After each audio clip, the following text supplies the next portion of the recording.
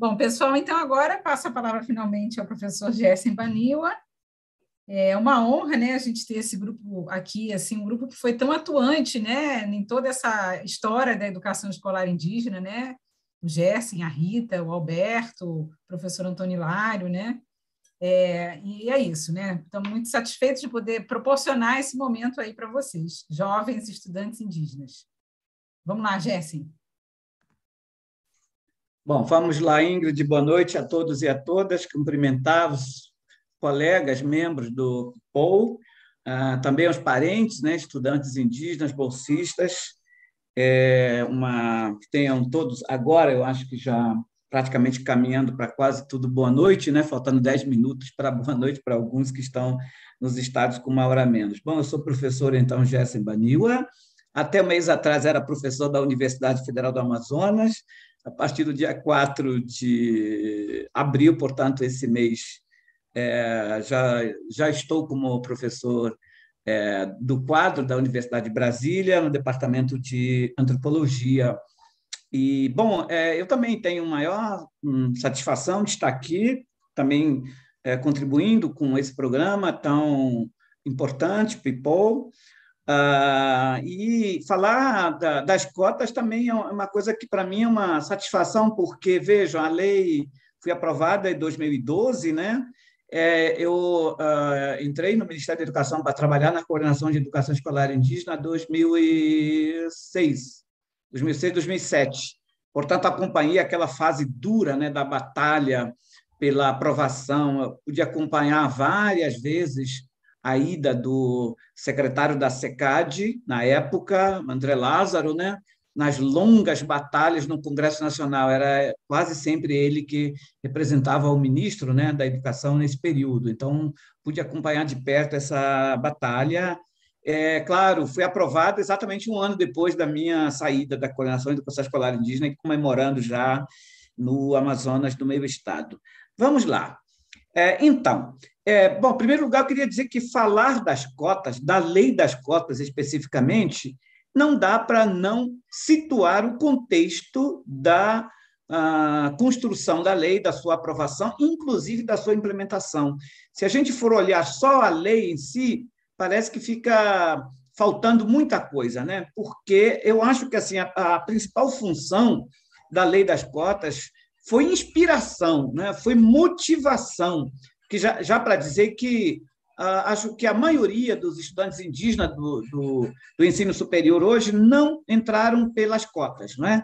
É por uma diversidade de outras possibilidades, de outras oportunidades, de outras metodologias, né? De acesso ao ensino superior, né? Então, é importante a gente ter um pouco esse olhar mais amplo, porque a lei das cotas, eu sempre digo que extrapola a própria lei, antes, durante e depois. A gente vai poder perceber o quanto, mas, de certa maneira, influenciou muito antes, né?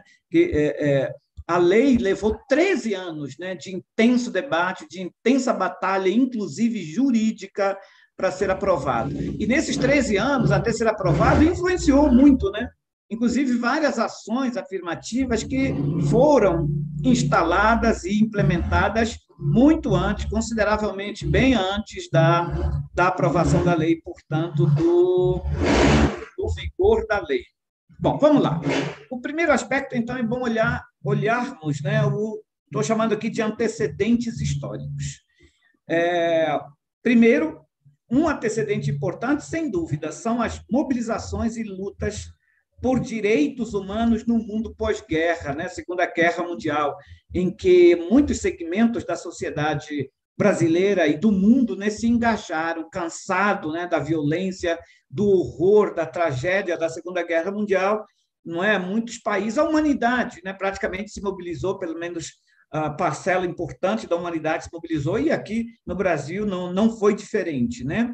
Depois, o combate ao racismo, que é resultado disso, né? Quer dizer, a luta por direitos humanos incluiu combate, tentativas, né, buscas, iniciativa de combate ao racismo, à xenofobia, à discriminação negativa, né, o preconceito, a discriminação, o racismo. O Brasil chegou a assinar termo de compromisso para lutar contra essa discriminação negativa, né, contra o racismo.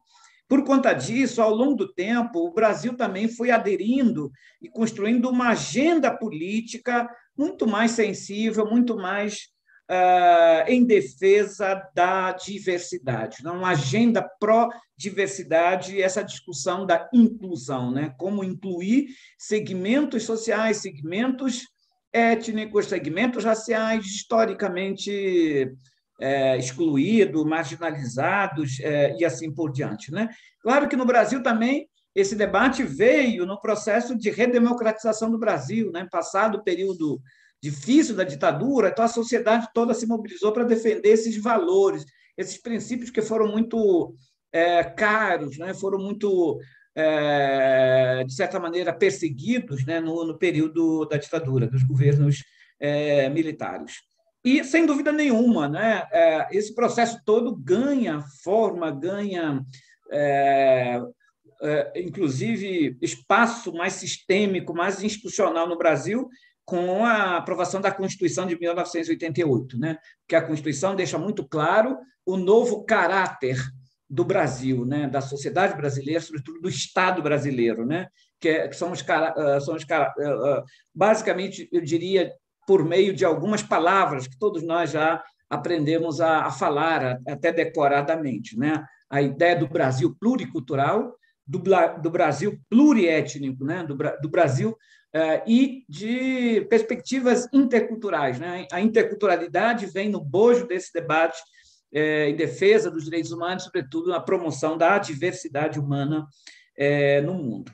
Bom, a partir da Constituição de 88, claro, surge de forma muito, muito significativa o protagonismo indígena, né? Por meio de mobilizações, de lutas e pressão, né? É claro, não apenas dos povos indígenas, mas de todo esse segmento da diversidade, né? Movimento negro, movimentos negros, movimentos indígenas, movimentos quilombolas, movimento de mulheres, né? E movimento de segmento mais pobre, comunidades tradicionais, comunidades do campo e assim por diante. Então, é importante destacar isso porque, para esse segmento, beneficiários das políticas de ações afirmativas, da lei de cotas, nunca veio nada gratuitamente, né? Assim, esses segmentos nunca receberam nenhum presente de Deus, digamos assim, né? Nem dos santos, nem das santas, nem dos reis, nem dos imperadores, né?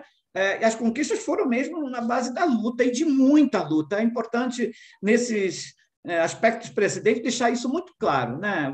A maioria de vocês são jovens, estão recentes nessa caminhada, e aqui muitos de nós, não do People, sim, acompanhamos essas mais de 3 décadas, né, de intensas lutas. Eu praticamente ingressei nesse movimento indígena pró-educação em 1989, né? Contam quantos anos, né, de luta aguerrida. Então, eu acho que nesse aspecto precedente é importante ficar claro para todo mundo, né? Nada disso foi boa vontade, nada foi solidariedade, benevolência dos governantes do Brasil. Não, fui arrancado com muita luta, com muito suor. Muita gente diz, né, muitos morreram, claro, muitas lideranças morreram, né, sacrificaram a vida nesse processo de luta. Morreram sendo sacrificados mesmo, né, vítima de assassinato, uma série de questões. Claro que essa luta nunca foi só isolada pela educação superior, mas no contexto das lutas indígenas, né? Eu acho que outro precedente que tem que ficar também claro, o acesso de indígenas ao ensino superior não é uma coisa tão nova, não é? Vocês devem ter lido nesses textos, mas eu acho que isso tratei mais no primeiro livro de 2006, mas só para vocês terem uma ideia, os primeiros ingressos de indígenas no ensino superior, nas universidades, que temos conhecimento, digamos, mais formal, né, com certeza histórica, foi basicamente no início da década de 1990, 1992, né? Então, de novo, contam uns anos, né? mais de 30 anos. Os primeiros indígenas que entraram por meio do que poderíamos chamar de ação afirmativa, uma espécie de cota, ainda não de lei, né? o colega Paulo Pancararu, que é hoje um advogado bastante conhecido, né? Ele fez parte dessa turma primeira que entrou. Era um convênio que a FUNAI fez com a Pontífice Universidade Católica de Goiás, né? PUC Goiás, né? A FUNAI elaborou um convênio que possibilitou esses primeiros indígenas ingressarem, então, na universidade, nesse caso, uma universidade comunitária, né? PUC Goiás. Então, vejam, isso no início, então, da década de 1990, né? A última década do milênio passado. Bom, quando a gente pensa cotas, reserva de vaga, ações afirmativas, política de ações afirmativas, sempre a gente precisa ter muita clareza, nós, principalmente indígenas, porque os não indígenas, como a Ingrid já falou, muitos foram contra e continuam contra essa política, essa iniciativa, essa ideia. Eles não têm obrigação de saber qual é a importância, o que justifica, o que fundamenta a necessidade dessas formas específicas diferenciadas de acesso de indígenas. Não? Então, é importante a gente ter clareza sobre isso. Né? Como eu estou dizendo, os nossos adversários não têm obrigação de saber, nós temos, para poder defender essa política que nos interessa, essa iniciativa que nos interessa. Então, vamos lá. Justificativas e desafios assumidos por quem defende, então, as políticas de cotas, né? Essas ações afirmativas. É só dizer que cota, do ponto de vista da lei, começa em 2012, né? Com a lei aprovada. Mas, então, experiência de ações afirmativas, política de ações afirmativas, é lá, então, no início da década de 1990, no Brasil. Fora do Brasil, muito antes, né? Nos Estados Unidos, por exemplo, 20, 30 anos atrás, não é? Bom, então tá. A primeira justificativa importante esse acesso diferenciado, não é? Combater e reduzir a desigualdade e a exclusão dos segmentos da diversidade. Combater e reduzir a desigualdade e a exclusão dos segmentos da diversidade. Os segmentos mais vulneráveis, marginalizados, né, historicamente, todo o processo de colonização, é claro, inclui os indígenas, quilombolas, negros, e os segmentos da sociedade brasileira empobrecidos, porque ninguém nasce pobre, né? As pessoas, ao longo da história, da sua história, vão sendo explorados e empobrecidos pelo sistema do mundo que existe, né? Então, é uma forma, então, de reduzir a desigualdade e exclusão histórica, né? A desigualdade e exclusão social, econômica e política. Social, porque geralmente é apartado, né? O racismo, o preconceito divide, separa, cria fronteiras de exclusão. Econômica, bom, somos prova disso, né? As elites econômicas nunca permitem que esses segmentos, é o que está acontecendo até os dias de hoje conosco, né? E política, porque passamos séculos e séculos com essa visão jurídica, inclusive, né? Mas eu costumo dizer que é visão teológica do índio incapaz, do índio sem direito, sem cultura, sem civilização, então também sem direito, portanto, sem direito à educação, principalmente sem educação ao ensino superior. A segunda justificativa, reparar as injustiças e negações históricas, né? Propriamente do processo colonial, ou seja, a negação, por exemplo, dos direitos. Nós, povos indígenas, só recentemente, só a partir da Constituição de 88, conquistamos o direito de cidadania, o direito de autorrepresentação, não é? O direito de falar, de pensar, o direito de se responsabilizar pelo seu destino, porque antes da Constituição, não, né? A ideia é que nós éramos incapazes, então o Estado deveria nos tutelar, deveria falar por nós, pensar por nós, decidir por nós, como de fato aconteceu, né? Então, é para reparar isso também, sem dúvida nenhuma. A outra justificativa, promover a igualdade de oportunidade e de direitos por meio de medidas reparadoras e de discriminação positiva para segmentos da diversidade, marginalizada, excluída, e para a população empobrecida, que é que eu já me referi. Nesse caso, é uma busca para um pouco diminuir a desigualdade, a distância, né? Então, você não tem como melhorar essa aproximação em termos de igualdade de oportunidade, de direitos, se não tiver alguma ação indutora que possa induzir a simplesmente deixar isso naturalmente, isso não vai acontecer nunca, pelo contrário, só vai havendo distanciamento e aprofundamento da desigualdade e da exclusão. Então, a ferramenta, digamos, um instrumento, né, para diminuir esse fosso, essa desigualdade, essa distância do ponto de vista de direito de oportunidade, de condições de vida, também para isso foi pensado e justificado essas medidas específicas no caso das cotas, das reservas de vaga, ou seja, das ações afirmativas, das políticas de ações afirmativas, né? Por isso, então, a defesa de programas e políticas específicas, né? Dentro desses programas e políticas específicas estão, então, reservas de vagas, cotas, cursos específicos, programas específicos, né? Bom, vamos rapidamente ver, para a gente localizar a lei das cotas, né, e as políticas subsequentes, ações afirmativas pré-cotas. Como eu disse, as experiências de ações afirmativas, elas não começam com a lei das cotas, muito antes. Então, vamos dar uma olhada, mais ou menos, o que veio acontecendo antes da aprovação da lei das cotas, antes da vigência da lei das cotas, né? Então, primeiro, algumas universidades, algumas IES, né, alguns institutos de ensino superior, no exercício de suas autonomias, definiram reservas de vagas ou outras formas de ações afirmativas, né, para grupos sociais ou étnico-raciais desfavorecidos, por meio de leis estaduais, né, o caso do Rio de Janeiro, né, o Rio de Janeiro foi um dos primeiros estados a Assembleia Legislativa, né, do Rio de Janeiro aprovar uma lei garantindo, então, cotas, né, para negros na Universidade Estadual do Rio de Janeiro. Mato Grosso é um outro exemplo, estamos falando, então, bem antes da lei das cotas, né? Também dá licença, vamos botar a apresentação? Pode ser.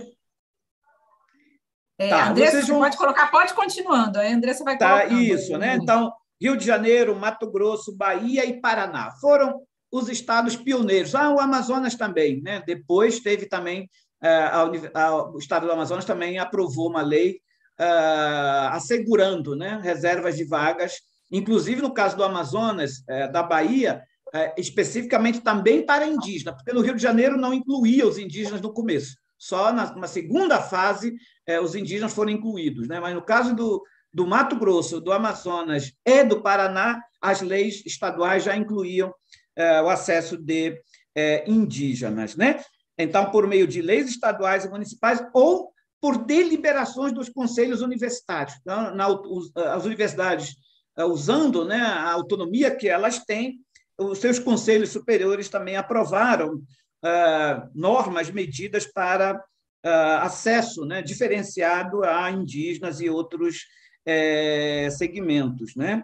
Como foi o caso da UNB. Acho que o UNB é um caso mais emblemático, né? Porque foi uma das primeiras universidades a adotar cotas na universidade por decisão do Conselho Universitário, não de uma lei, não é do Distrito Federal, mas do Conselho Superior. Essas iniciativas dos Conselhos Superiores eram de iniciativas, geralmente, de grupos de professores, né? De uma equipe de professores que se dedicaram, debateram e conseguiram convencer seus pares, né, a aprovar, né? De modo que, antes da lei das cotas, já havia uma forte diversificação das formas de implementação das ações afirmativas, né? Respondendo às peculiaridades e demandas locais, né? É claro que, no Amazonas, a lei foi aprovada para atender às demandas específicas do Amazonas, no Paraná, e assim por diante, né?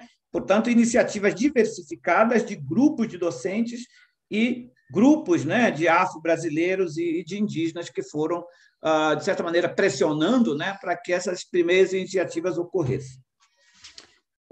Pronto. Entramos agora diretamente, então, na lei das cotas. Agora, não é falando praticamente da lei das cotas. Eu já falei aqui, 13 anos de tramitação no Congresso Nacional, uma tramitação, como eu disse, intensa, muito debate, tumultuado, né? Muita gente não acreditava, mesmo muito defensor não acreditava que isso poderia ser aprovado pelo Congresso Nacional. E, na verdade, só foi aprovado no Congresso Nacional depois de uma decisão do Supremo Tribunal Federal. O Supremo Tribunal Federal, o Poder Judiciário, teve que praticamente sinalizar que a lei podia ser aprovada, né? Porque o STF, em 2012, né, veja que é no mesmo ano da aprovação no Congresso, o STF declarou, né, decidiu pela constitucionalidade do programa de reserva de vagas da UNB. Não é? Então, o STF decidiu que o programa de reserva de vagas da UNB era constitucional. Por quê?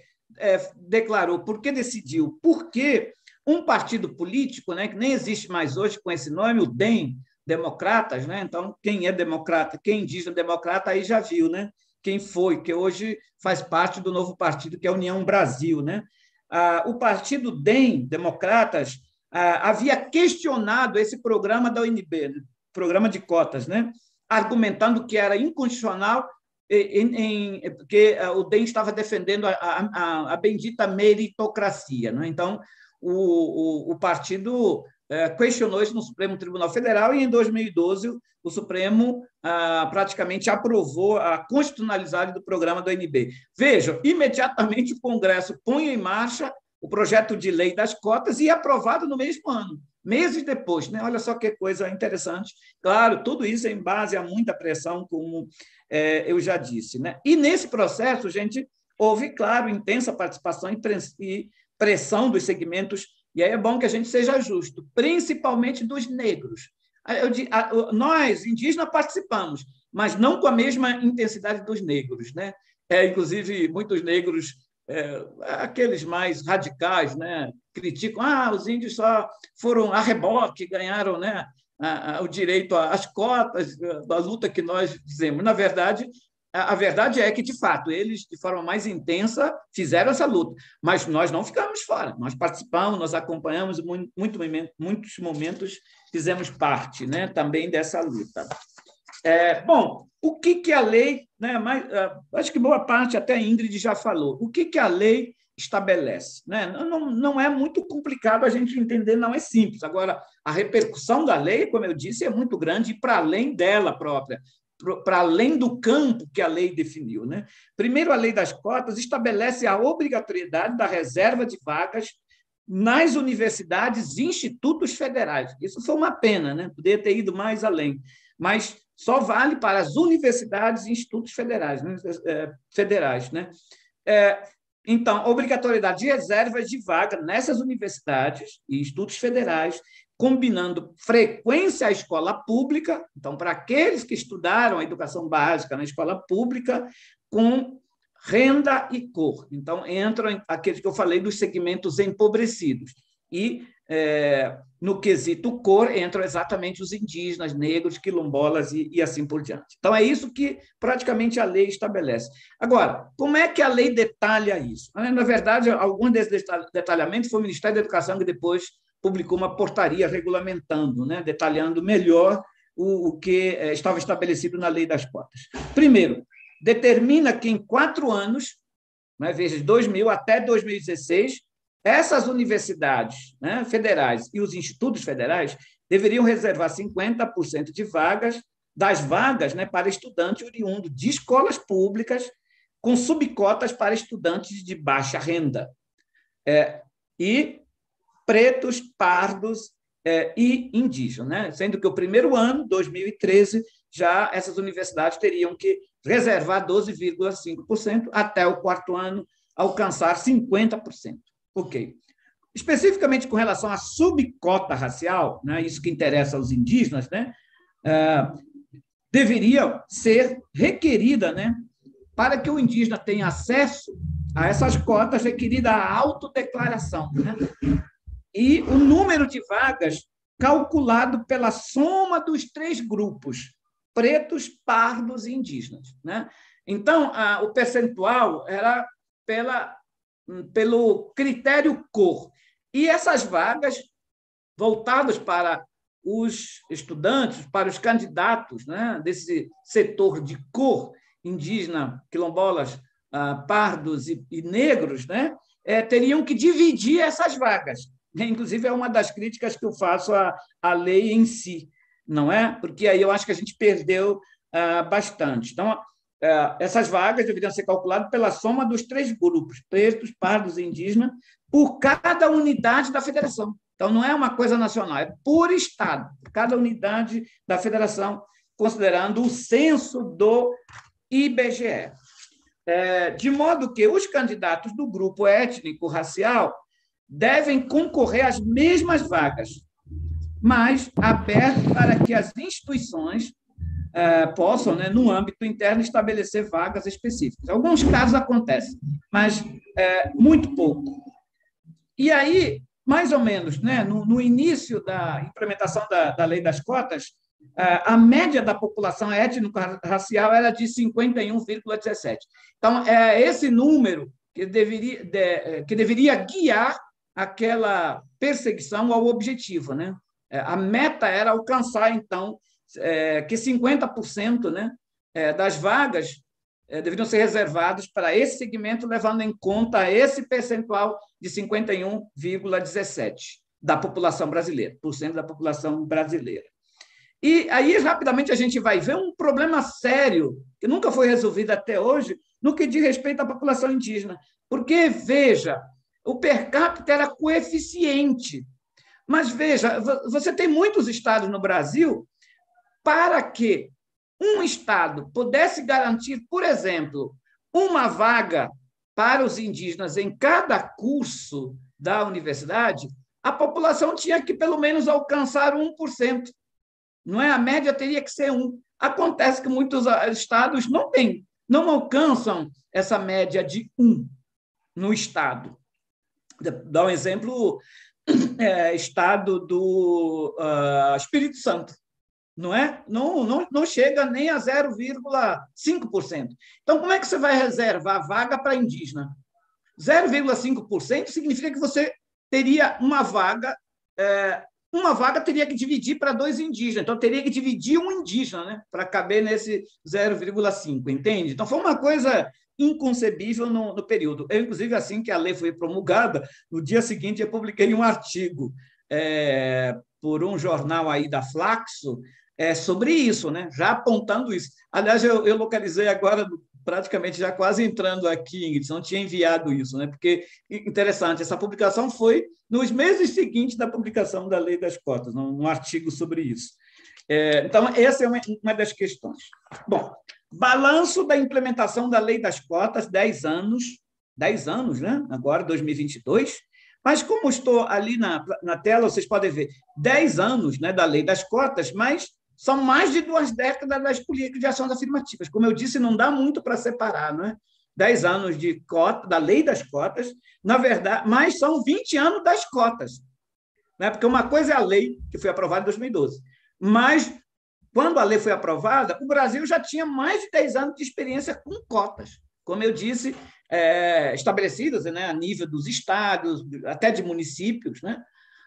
Manaus criou até um programa de bolsa para graduação, para ensino superior para indígenas, não indígenas. Então, as experiências com cotas ainda não legalizadas no Brasil teve início bem antes, né? Bom, o balanço. O que nós podemos preliminarmente concluir, né? Existem vários estudos em curso, já existem alguns cursos, mas ainda não são conclusivos, né? É difícil juntar. Eu, por exemplo, pesquisei mais de 10 diferentes pesquisas e os dados são aproximados, mas me parece, verdadeiros, né? Podemos confiar nesses dados. Então, acho que assim, uma primeira consideração do ponto de vista do balanço é que a lei das cotas e as experiências de ações afirmativas no Brasil, né, impulsionaram e facilitaram o acesso ao ensino público superior. Então, me parece que isso, consenso. Então, essas iniciativas, a lei e as políticas de ações afirmativas impulsionaram e facilitaram o acesso ao ensino público superior, não é? Particularmente para esses segmentos historicamente excluídos, marginalizados, não é? Sem dúvida, reduziu a desigualdade de oportunidade. Isso também me parece indiscutível. Reduziu. Não ainda suficientemente, estamos longe de uma equidade, de uma simetria, ainda estamos longe, mas nos aproximamos, pelo menos, né? Depois nós vamos ver alguns números, tá? Não é ainda esse momento. Aqui só para a gente ter a ideia, né, de que facilitou o acesso ao ensino público para aqueles segmentos que talvez nunca tinham imaginado chegar a uma cadeira de uma universidade. Muitos, né, milhares chegaram, sem dúvida. Então, facilitou, impulsionou. E com isso, a desigualdade diminui. A gente vai ver nos números depois, né? Bom, a Ingrid já adiantou essas experiências, é bom dizer, de 10 anos das cotas e de 20 anos, mais de 20 anos de ações afirmativas, já permitem a gente concluir, isso estão nas pesquisas, isso não são ideias minhas, está resultado de pesquisas. Essas experiências indicam que, de fato, a entrada de indígena, de negro, de quilombola, de pobres, em nada alterou o padrão acadêmico das universidades, né? Que a Ingrid falou, a qualidade, a excelência, sei lá, esse nome queira dar. Não alterou, em nada, né? Então, esses 20 anos de ações afirmativas, 10 anos da Lei das Cotas, já mostram claramente. Como estou dizendo, já são várias pesquisas, não é? Eu tive acesso a 10 dessas pesquisas me preparando para essa palestra, não é? Isso dá trabalho, viu, Ingrid, para pesquisar, porque você não encontra isso reunido em um... Não é? Bom, algumas eu já tinha, até o artigo lá, mas tive que atualizar isso nos últimos dias. Terceiro aspecto importante, isso é importante, né? O rendimento dos cotistas, incluindo indígenas, o rendimento dos cotistas, o rendimento está ligado ali à avaliação de notas, não é? O rendimento dos cotistas são iguais aos não cotistas.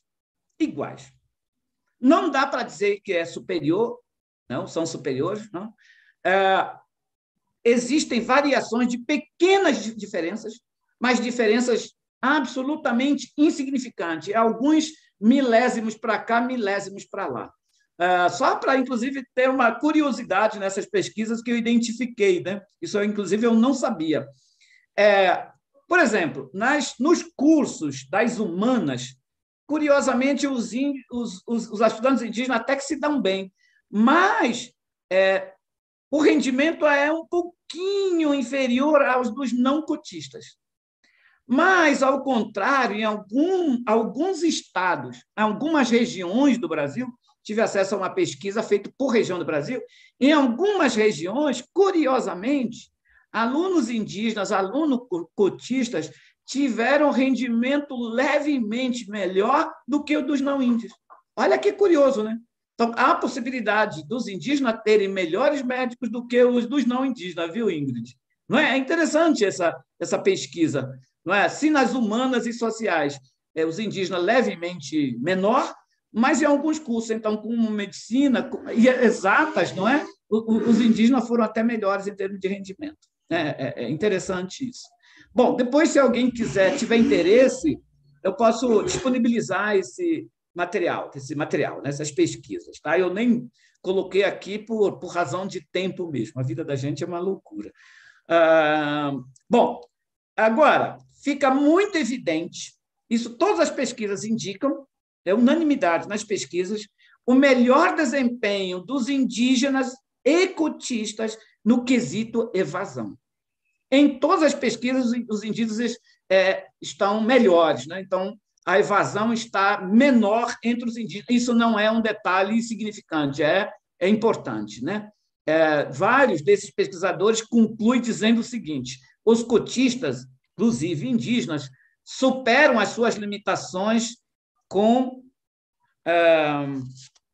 superam com muito esforço e garra, né? Eu li isso, né? Veja, o que faz a diferença no quesito evasão dos índios serem mais produtivos, digamos assim, é que, com certeza, a capacidade é a mesma, né? A potência, a possibilidade, capacidade igual, mas os cotistas vencem no que diz respeito ao esforço e à garra dedicada, né? Olha, espero que os nossos cotistas do Pipo, né, Ingrid, se encaixem bem nesse perfil, né, de garra, de superação, de esforço, porque não é nós que já fomos estudantes, eu, a Rita, muitos aqui, né, sabemos de fato o que faz diferença é a nossa garra, nossa dedicação e determinação para superar os enormes sacrifícios e dificuldades, né, que passamos. principalmente a nossa geração, que ainda não tinham, né, as cotas propriamente, as bolsas, né, são bem já recentes. Bom, importância das cotas e políticas afirmativas para indígenas. É importante a gente falar disso, tá? Faz parte daquelas fundamentações, daquela justificativa que nós temos que saber. Os adversários, aqueles que são contra a cota, ações afirmativas, eles não têm obrigação, mas nós temos que saber, para argumentar, para falar, para justificar, para defender essas iniciativas, essas políticas. Né? Bom, primeiro, a primeira importância é, claro, para garantir o acesso à permanência e à formação diferenciada. Então, vou repetir. Acesso, permanência e formação diferenciada. Não dá para tratar o indígena literalmente igual. Não é? Boaventura de Sousa Santos é que nos ensina, nos diz, nos provoca. Né? O tratamento cego igualitário é um destratamento, é uma negação de direito. Não é? Então, a igualdade é para ajudar a diminuir a desigualdade, a diferença, aquilo que nos diferencia do ponto de vista negativo, né? Nos discrimina, não é?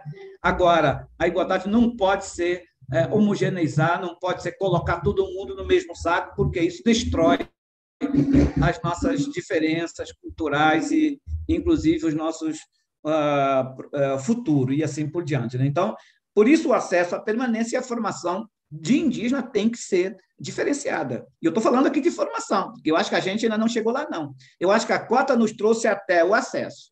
Permanência, estamos na luta, mas ainda falta a formação diferenciada, não é? Que eu acho que é o ponto na frente que estamos enfrentando. Né? Bom, outra importância é considerar os compromissos pessoais e coletivos dos estudantes indígenas com suas comunidades e povos. Olha a importância do people, né? Essa conexão com as comunidades, comunidade de origem, com o povo de origem, porque os indígenas têm esse pertencimento orgânico, né? Esse pertencimento existencial. Então, o compromisso do estudante indígena não é igual ao compromisso do estudante não indígena. Ele tem compromisso com ele e olha lá com a família, mas o indígena tem essa obrigação moral do compromisso com o seu povo. E o povo cobra. Vocês sabem disso, né? Cobram. Certo ou errado, mas as comunidades cobram, né? Sem dúvida nenhuma. Sempre me cobraram. Eu sei muito bem disso, né? E tem que dar a resposta de algum modo. Então, levando isso em conta, por isso tem que ter esse olhar diferenciado específico, né? E, claro, compromisso, inclusive, com os egressos, né? Nesse sentido. A comunidade espera alguma contribuição do estudante indígena quando ele se forma. Alguma contribuição. Né? E não importa de onde contribui. Né? Na minha época se discutia o indígena que vai para a cidade estudar, ele tem que voltar para a aldeia, que se ele não voltar, ele está errado. A história já provou que isso era... Não é que seja errado, mas não tem muito sentido. Porque o parente indígena ele pode estar em qualquer lugar do mundo e pode estar ajudando o seu povo, a luta do seu povo. Né? Não é uma questão física de voltar, é uma questão do compromisso com o povo. Né? Eu rodei esse Brasil em vários lugares e sempre estive conectado, buscando apoiar o meu povo, a minha região e, de certa maneira, o movimento indígena. Né? Posso falar isso por experiência própria. Tem essa questão então, o acesso diferenciado com fundamentação pedagógica diferenciada. Então, uma justificativa para as cotas que permitem um acesso diferenciado é de ordem pedagógica, porque esse acesso precisa ter esse processo pedagógico diferenciado. Por quê? Aí eu vou dizer, né? Eu vou colocar aqui, está lá no texto, vocês leram, né? Primeiro, porque os indígenas têm trajetórias escolares diferenciadas. Diferente do não indígena, de qualquer não indígena, inclusive diferente dos negros, diferente dos quilombolas. A trajetória de um estudante indígena na educação básica é uma trajetória específica, diferenciada, onde tem a questão da língua indígena como primeira língua, a língua portuguesa como segunda língua ou terceira língua.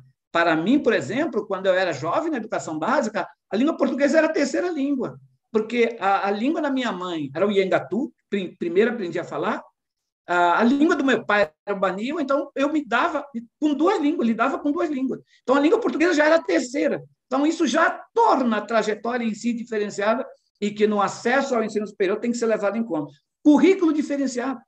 né? O currículo das escolas indígenas tem outra matriz de conhecimento, de sistemas, de saberes e assim por diante, né? Tem que ser levado em conta. A oralidade. As escolas indígenas, os povos indígenas são povos da oralidade, não da escrita, tem que ser levado em conta. Os conhecimentos e saberes próprios dos indígenas têm que ser levados em conta, os modos de vida, o território, a importância, a localização do território, aonde o indígena nasceu, você vai ver a enorme distância que ele tem que percorrer para estudar numa universidade. Eu me admiro dos jovens indígenas de hoje, eu acho que eu não teria tanta coragem assim, né? Tem um parente indígena que sai lá da fronteira do Alto Rio Negro, vai cruzar o Brasil inteiro, gente, estudar lá Santa Maria, do Rio Grande do Sul. Olha só, né? Que caminhada, né? Que caminhada, que travessia do Brasil. E não é só uma distância territorial, aí vai junto até a distância linguística, a distância cultural, a distância de cosmovisão, né? E levar em conta os direitos coletivos. O indígena deve ser visto não como indivíduo, mas como membro orgânico de uma coletividade, de uma comunidade. Bom, o outro argumento é a educação, inclusive, nesse caso, a educação superior, como um direito. Né? Antes da Constituição era assistência, depois da Constituição é um direito. E também um interesse. Os indígenas têm interesse. Os indígenas têm essa demanda. Né? Tem direito, tem interesse e demanda. Eu costumo dizer, demanda e necessidade pós-contato. É claro, antes lá do contato, quando a gente estava lá nas aldeias, né, tranquilo, a gente não precisava nem da escola, nem da universidade, mas agora a gente precisa. Então, é um direito, uma necessidade, é uma demanda. Né? Isso tanto para a gente dar conta das nossas vidas nas aldeias, isso é importante para ajudar as aldeias, melhorar as condições de vida nas aldeias, porque quem diz que a vida na aldeia é perfeita? Só se for um não índio doido, né? Mas o indígena sabe que tem muita dificuldade na aldeia, sempre teve. Então, assimilar conhecimento ajuda, né?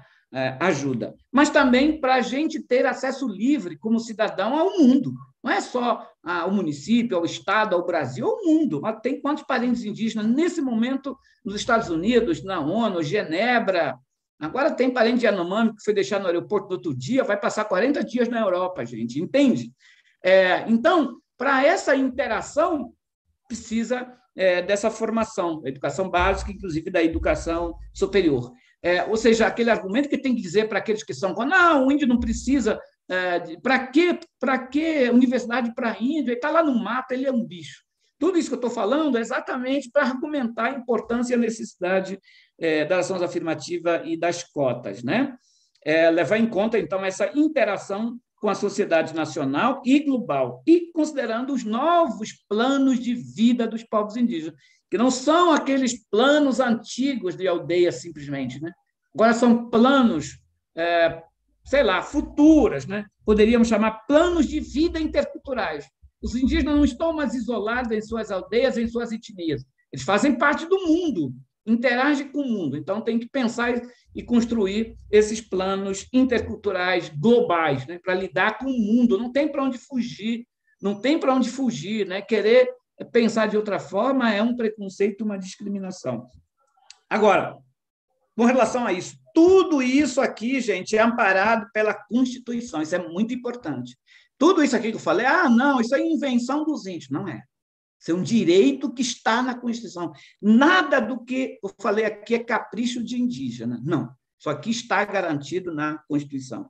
Na Constituição propriamente, na Lei de Diretrizes Básicas de Educação, nas várias normas, né, do Conselho Nacional de Educação. Está aí a professora Rita Pitiguara, né, nossa querida Ritinha, que quem mais atuou, quem mais produziu, né, essas normas lá no Conselho Nacional de Educação.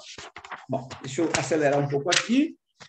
Indicadores de sucesso das políticas de ações afirmativas e cotas na educação superior. Veja, aqui rapidamente, os números acho que falam por si só.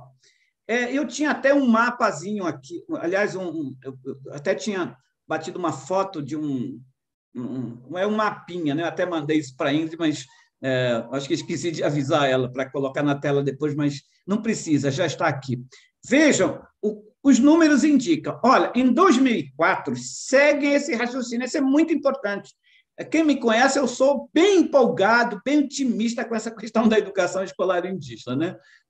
Sempre estou empolgado, inclusive com o people, né? Ali da comissão, sabem, sempre me manifesto, porque valorizo. Veja, em 2004, né, estamos falando, deixa eu ver, já exatamente no período do início das cotas, antes da lei, né? 2004, já estamos na era das ações afirmativas das primeiras cotas do Brasil, antes da lei das cotas. 2004, segundo dados da FUNAI da época, eram 2.000 indígenas no ensino superior. 2.000 indígenas no ensino superior. Então, vejam, é bom marcar isso, né? 2004, 2.000 indígenas. Esse número não deve ser preciso, mas são, né, indicam um tempo, né? Eles são reais.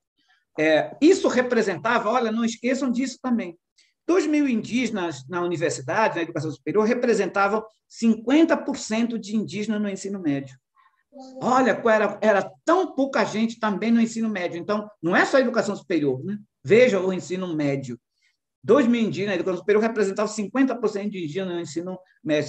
Significa que tinha 4.000 indígenas no ensino médio, gente, né? Entendeu? É um negócio sério, né?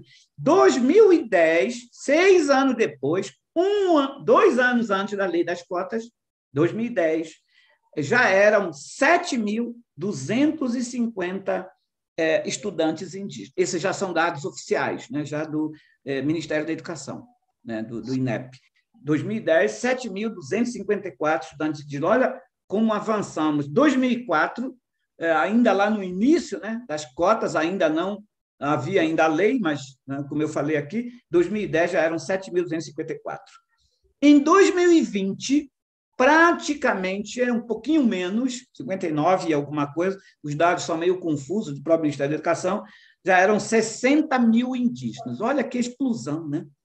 Porque em 2010 era 7.000, acontece que em 2012 a lei é aprovada. Aí, né, estimula, aí acelera esse acesso, então alcançando a marca impressionante de 60.000 indígenas, 59, 60.000 indígenas matriculados, né, no ensino superior no Brasil, de 8 milhões de brasileiros na universidade, né? Parece um número pequeno, mas é muito importante, né? Porque esses 60.000 é basicamente 8% da população indígena naquele ano, 2020, e 0,7% dos estudantes universitários do país. E 25% dos estudantes indígenas do Brasil, quase igual aos estudantes indígenas no ensino médio. Não é? Aqui, o ensino médio continua um problema grave, porque 2020, 60.000 indígenas matriculados no ensino superior inclusive, um número levemente superior ao número de alunos indígenas matriculados na educação no ensino médio. Eu acho isso um problema grave e que eu acho que o movimento indígena, não, inclusive o movimento indígena pela educação, não sei por que não dá importância a isso, mas é grave isso, né? Você ter o mesmo número de indígenas matriculados no ensino superior, que supõe-se mais difícil, o mesmo valor ou até inferior, até superior ao do ensino médio, que está lá na aldeia. O ensino médio deveria estar lá na aldeia, né? Então, deveria facilitar, deveria ter pelo menos 3 vezes mais que a população universitária, a população indígena universitária. Bom, outro dado importante desses indicadores, já em 2010, eu não consegui dados mais atuais, mas acho que essa referência é importante. Em 2010, dos 7.305 cursos oferecidos pelas universidades no Brasil, 7.305 oferecidos, 2.389 adotavam um sistema de cotas, né? Então, só comparar aí, né? É significativo, longe, né, de se aproximar da totalidade, mas avançamos bastante. Isso representa 32,7%, né, dos cursos, naquele ano, já adotavam algum tipo de acesso a indígena por cota, reserva de vagas e assim por diante, né? Bom, já indo para quase finalizando, desafios e limites da lei das cotas. Primeiro, isso que eu escrevi naquele primeiro artigo, logo depois da aprovação da lei. Primeiro, é uma coisa a gente pensar, pensam comigo, tá? é que a lei das cotas promove o acesso individualizado do indígena. É o CPF que conta, certo? É o CPF que conta. Vão só raciocinar comigo. O acesso individualizado porque é o CPF que conta. A gente já falou, eu já falei aqui, que os direitos indígenas são coletivos, não é? E esse acesso individualizado cria um certo incômodo para o coletivo dos povos indígenas, porque, veja, a luta é coletiva, a luta pelo acesso ao ensino superior é coletivo, todo mundo participa, é coletivo, dos velhos, dos anciãos, dos professores, organizações indígenas, movimento indígena, né? Então, a luta é coletiva. O interesse é coletivo, nós já vimos, a demanda é coletiva, né? Da etnia, do povo, e os direitos são coletivos, mas o acesso é individual. Por isso é a autodeclaração. É o aluno, o CPF indígena que diz, olha, eu me declaro indígena, então eu quero acessar a cota, não é? Não, isso não leva em conta, então, essa coletividade, né? Ou seja, quem luta por essas políticas é o coletivo, mas quem se beneficia é o indivíduo, é o CPF, muitas vezes sem conexão com a comunidade. Por isso é tão importante a conexão com a comunidade, que eu sei que é uma das diretrizes e perspectivas do PIPOL, né? Isso é muito importante, né? Tem que valorizar, tem que levar isso muito a sério. Outra questão eu já adiantei, né? Que é o coeficiente indígena, que não atende à diversidade étnica e linguística dos povos indígenas, né? Leva em conta o coeficiente demográfico, que já é em si um problema, porque tem povos indígenas, tem estados em que não dá para garantir uma vaga para indígena, porque a densidade populacional indígena não alcança uma, né? 0,3, 0,4. Não é? É um problema sério isso, né? Eu advogo que esse coeficiente não deveria levar em conta só a demografia, até pode, mas deveria combinar isso com outros fatores, como, por exemplo, diversidade étnica, diversidade cultural. Então, veja, vamos dar um exemplo aqui de um estado, né? Um estado, vamos dizer, do Espírito Santo. Não chega a 1%, então não tem vaga lá, do ponto de vista da demografia, porque teria que alcançar 1%, né, da população étnica, o segmento cor, teria que alcançar 1%, mas os indígenas não alcançam nem 0,5%. Mas deveria se levar em conta o princípio étnico-cultural. Quantos povos tem no Espírito Santo? Tem Tupiniquim, tem Guarani, não sei se tem outro povo, vamos dizer que tem 3 povos, então teria que garantir pelo menos uma vaga para cada um desses povos, me entendem? Então, essa combinação é que teria que acontecer, mas não aconteceu.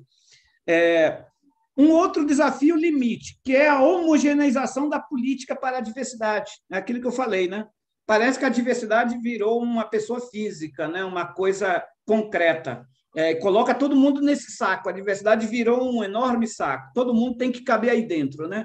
Aí, ao colocar todo mundo nesse saco, esquece-se, né, as especificidades, o fator diferencial da cultura, né? Que entre os próprios povos indígenas tem as diferenças, mas mais ainda entre os indígenas e não indígenas, né? Por exemplo, os indígenas e negros, os indígenas quilombolas, os indígenas e pobres, né? E assim por diante, tem uma diferença. Então, ao se levar em conta apenas o princípio demográfico, o fator demográfico, esquece-se dessa diversidade cultural, né? E acho que, por fim, com relação a esses limites, não é que a lei não atentou para indicar, pelo menos, alguma garantia para permanência e êxito na formação. Não fica estabelecido nenhum tipo de subvenção, nenhum tipo de apoio à permanência e nem êxito na formação, que passaria, como já vimos, por essa questão pedagógica, curricular e assim por diante. Última tela, perspectivas para a lei das cotas. Né? A Ingrid já falou, a lei deveria ser revisada, né? Esse ano, 2022, estava planejado, mas por várias razões, inclusive esse momento tenso que estamos vivendo, provavelmente está sendo adiado, provavelmente deve ir para a pauta do debate no ano que vem, 2023, assim se espera, né? E aí eu já adianto que, do meu ponto de vista, essa lei precisa ser prorrogada e aperfeiçoada. Eu sou daquela linha de pensamento que, bom, primeiro, inegociável prorrogar, tem que prorrogar, ainda precisa cumprir mais. Já é um sucesso, mas é um sucesso, precisa continuar para concluir, avançar, porque, como eu disse, diminuiu a desigualdade, mas ainda existe. O fosso ainda é grande, mas já reduziu. Então, precisa continuar para avançar nessa redução da desigualdade, das injustiças e assim por diante. Mas precisa ser aperfeiçoado em alguns aspectos, né? Aperfeiçoar principalmente em que linha? Primeiro, assegurar com mais clareza as condições de permanência. Alguém aqui falou, não me lembro quem, da Bolsa Permanência. A Bolsa Permanência é uma política, é um programa, pode acabar a qualquer hora, né? Não foi criado por lei. Então, uma possibilidade deveria a Bolsa Permanência virar lei, lá na revisão da lei das cotas, e não apenas para estudantes das universidades públicas ou institutos federais. Teria que ser ampliado para também estudantes indígenas por exemplo, das universidades estaduais. Eu não teria nenhuma reserva, inclusive, para estudantes das universidades particulares, né, das instituições privadas, né, até porque não são muitos indígenas assim, né? Não estamos falando de milhões ou milhares, né? Então, seria possível, mas tem que ampliar, estender, mas, sobretudo, transformar a Bolsa Permanência em uma lei, para que não sofra essas crises, né? Espero, contextuais de governo. Entra governo que não apoia os índios, aí o programa não anda, né? Não funciona. Tem que ser por lei, né? Tem que ser criado por lei. E eu acho que a revisão da lei das cotas precisa ser essa oportunidade. Acho que precisa assegurar melhor o acompanhamento, tutoria, monitoria, avaliação adequada dos estudantes indígenas, né? Não basta só garantir o acesso, e não basta só dar uma bolsa. É importante ter o apoio, né? Eu já disse aqui as enormes distâncias, não só territoriais, mas culturais, cognitivas, epistêmicas e assim por diante. Então, sem dúvida, precisa ser assegurado pelas instituições, e isso poderia ser também lei, acompanhamento, tutoria, monitoria, avaliação educada. Também, tem que resolver aquela questão do coeficiente indígena, né? Como eu já disse, para contemplar a diversidade étnica, cultural e linguística. Então, tem que combinar, não pode ser só o índice demográfico, né? O coeficiente demográfico, mas tem que ser também esses indicadores, né? Etnia, cultura, língua e assim por diante, para poder contemplar a diversidade, já que cotas é para garantir, né, entre aspas, a inclusão dos segmentos da diversidade ou segmentos empobrecidos, né? Acho que tem que diversificar acessos coletivos. Não me oponho a esses acessos individualizados por CPF, mas seria muito bom que experiências coletivas também acontecessem. No texto, não sei se foi no texto que vocês leram, eu citei o exemplo que o Rio Negro, em um momento, viveu. Foi muito interessante, mas que não prosperou muito. Foi uma pena que a organização indígena de lá, do Rio Negro, a FOIL, fez um convênio, uma parceria com a Universidade Federal de Pernambuco.